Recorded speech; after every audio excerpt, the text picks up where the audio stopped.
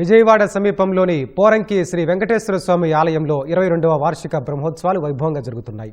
ఉత్సవాల్లో త్రిదండి బృందావన రామానుజ జీయర్ స్వామి పాల్గొన్నారు.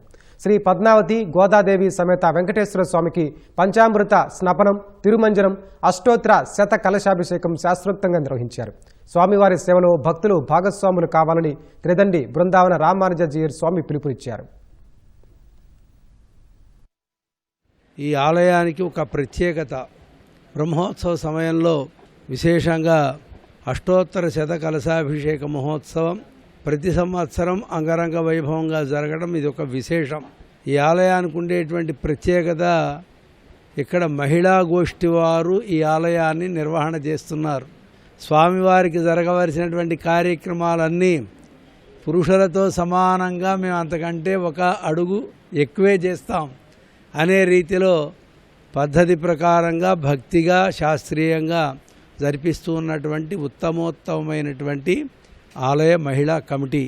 శ్రీపాంచరాత్రాగమ శాస్త్ర ప్రకారం ఇక్కడ ఉత్సవాదులన్నీ సాగుతాయి.